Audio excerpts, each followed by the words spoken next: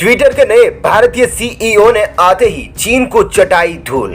भारत के खिलाफ चीन के सारे कर दिए प्लान फेल। ट्विटर के नए भारतीय सीईओ पराग अग्रवाल ने चीन के झूठे प्रोपेगेंडा का किया अंत। दोस्तों, पश्चिमी सोशल मीडिया की कई न्यूज एजेंसी की रिपोर्ट के मुताबिक कई सालों से चीन की सत्तारूढ़ कम्युनिस्ट पार्टी ने वैश्विक जनमत को आकार देने के लिए अपने लंबे महत्वाकांक्षी युद्ध में एक नया मोर्चा खोला है।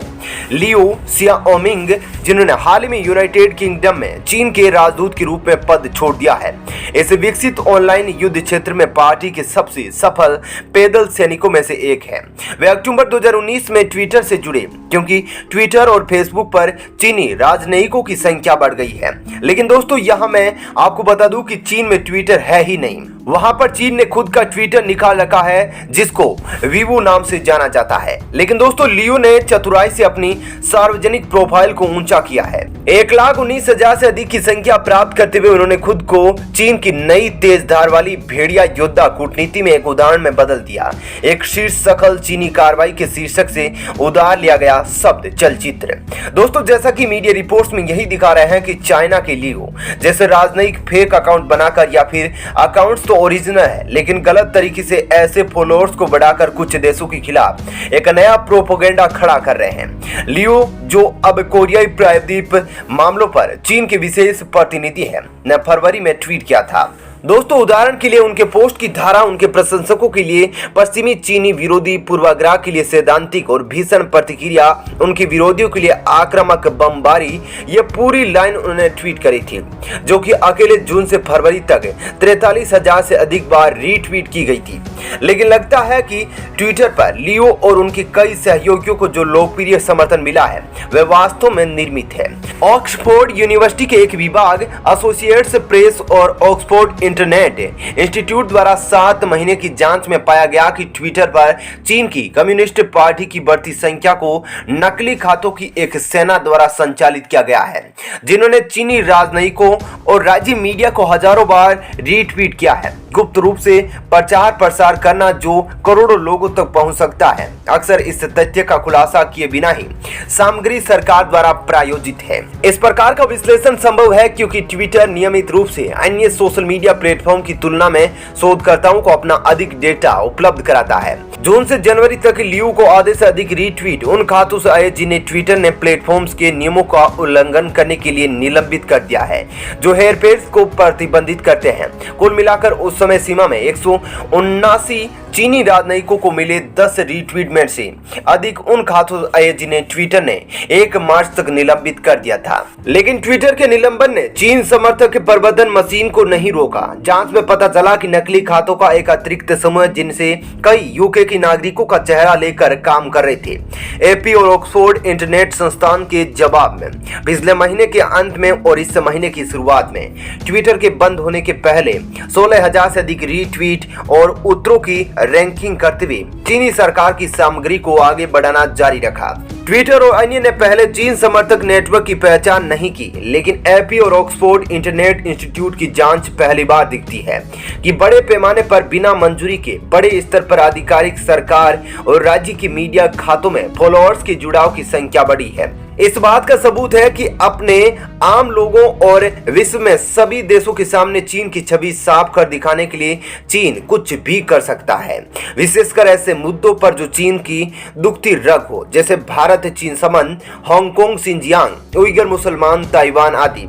दोस्तों, इन मुद्दों पर विश्व के लोगों के सामने अपने आप को बचाकर चलता है और इसके लिए चीन की सरकार, जिसने खुद चाइना में ट्विटर को बैन कर रखा है, उसके राजनयिक और राजदूत दूसरे देशों में बैठकर विश्व के देशों को चीन की संवेदनशील मुद्दों पर बोलने की धमकी देते हैं। ऐसा कई बार देखा गया है कि यदि किसी दूसरे देश ने ताइवान या एलएसी सीमा पर भारत का समर्थन कर दिया तो चीन के राजनयिक पूरी तरह किल्लस जाते हैं और उन देशों को धमकी तक दे देते हैं कि चीन उनके साथ सभी व्यापार आदि खत्म कर देगा।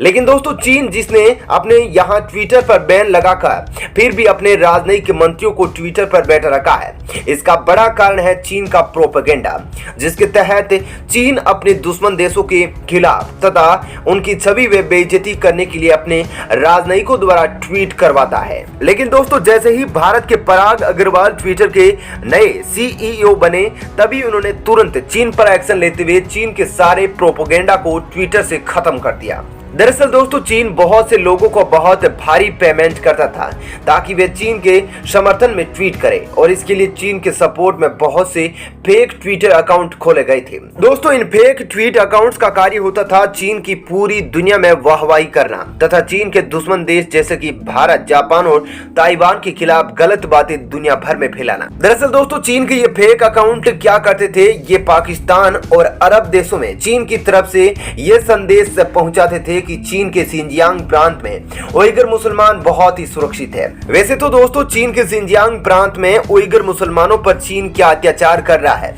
यह तो पूरी दुनिया जानती है, और चीन का पालतू चमचा पाकिस्तान भी यह जानता है। लेकिन फिर भी चाइना के ये फेक अकाउंट चीन के सिंजियांग प्रांत की नकली फोटो डालकर पाकिस्तान और अरब देशों के सामने ये दिखाते हैं कि चीन में उइगर मुसलमान बिल्कुल ठीक है। वहीं दोस्तों, चीन के ये फेक ट्वीट अकाउंट भारत के खिलाफ भी विश्व स्तर पर झूठा प्रोपेगेंडा फैलाते हैं। दरअसल दोस्तों, पिछले साल में जब गलवान घाटी हिंसा घटी, तब भारत के सैनिकों ने चीन को धोया था। तब से लेकर चीन के सैनिक अपनी बेइज्जती छुपाने के लिए गलवान घाटी हिंसा पर फेक वीडियोज ट्विटर पर डालते रहे हैं, जिसमें ये बता रहे हैं कि चीन के सैनिक कम मरे, भारत के ज्यादा। लेकिन दोस्तों, चीन की यह चालबाजी काम नहीं आई, क्योंकि जब गलवान घाटी हिंसा हुई थी, तभी यह रिपोर्ट पूरी दुनिया की मीडिया को बता दी गई थी कि जिस समय झड़प हुई है उसे देखकर साफ लगता है कि चीन के तकरीबन 40 से 45 सैनिक मारे गए हैं। और ये बात कोई और नहीं बल्कि चीन के पक्के दोस्त रूस के राष्ट्रीय समाचार पत्र ने अपने पत्र में लिखी थी। लेकिन दोस्तों, जैसे ही भारत के पराग अग्रवाल ने ट्विटर के नए सीईओ के रूप में ट्विटर को ज्वाइन किया, उसके बाद ही भारत की ताकत क्या होती है उसकी झलक चीन को दिखाती। पराग अग्रवाल ने चीन के द्वारा पैसे देकर जितने भी गलत प्रोपेगेंडा फैलाने वाले ट्विटर अकाउंट चल रहे थे भारत के खिलाफ या फिर किसी और देश के खिलाफ, ये सारे ट्विटर अकाउंट सस्पेंड कर दिए। ट्विटर के टेक डाउन अक्सर हफ्तों या महीनों की गतिविधियों के बाद ही आते हैं। सभी ने बताया कि एपी और ऑक्सफोर्ड इंटरनेट इंस्टीट्यूट ने 26,879 खातों की पहचान की है, जो निलंबित होने से पहले चीनी राजनयिकों या राज्य मीडिया को लगभग 2 लाख बार रीट्वीट करने में कामयाब रहे हैं। वहीं एक ट्विटर प्रवक्ता ने एक बयान में कहा कि हम उन खातों की जांच और कार्रवाई करना जारी रखेंगे जो हमारी प्लेटफॉर्म हेरफेर नीति का उल्लंघन करते हैं, जिसमें इन नेटवर्क से जुड़े खाते भी शामिल हैं। अगर हमारे पास राज्य संबंध सूचना संचालन के स्पष्ट सबूत है, तो हमारी पहली प्राथमिकता हमारे नियमों को लागू करना और इस व्यवहार में शामिल खातों को हटाना है। जब हमारी जांच पूरी हो जाती है, तो हम अपने सार्वजनिक संग्रह में सभी खातों और सामग्री का खुलासा करते हैं। वहीं चीन के विदेश मंत्रालय ने कहा कि वह सोशल मीडिया पर छल कपट नहीं करता। मंत्रालय ने एपी को एक बयान में कहा, कोई तथाकथित भ्रामक प्रचार नहीं है, न ही कोई ऑनलाइन जनमत मार्गदर्शन का एक मॉडल निर्यात कर रहा है। हमें उम्मीद है कि ट्विटर अपने भेदभावपूर्ण रवैये को छोड़ देगा, अपने रंगे हुए चश्मे को उतार देगा और खुलेपन और समावेश की भावना में एक शांतिपूर्ण, उद्देश्यपूर्ण और तर्कसंगत दृष्टिकोण अपनाएगा। दोस्तों, आज 126 देशों में कम से कम 270 चीनी राजनयिक ट्विटर और फेसबुक पर सक्रिय हैं। चीनी राज्य मीडिया के साथ वे ट्विटर और फेसबुक पर 449 खातों को नियंत्रित करते हैं, जो जून और फरवरी के बीच लगभग 9,50,000 बार पोस्ट किए गए थे। दरअसल दोस्तों, ये चीन बहुत बड़ा गेम खेल रहा है। एक तरफ जहां चीन पैसे देकर तथा अपने राजनयिकों तथा दूसरे देशों में बैठे चीन के राजदूतों से ट्वीट करवाता है, तो वहीं चीन ने अपने देश में ट्विटर और फेसबुक को बैन कर रखा है, ताकि बाहर दुनिया में क्या चल रहा है उसकी खबर चीन के आम नागरिकों को पता ना चले।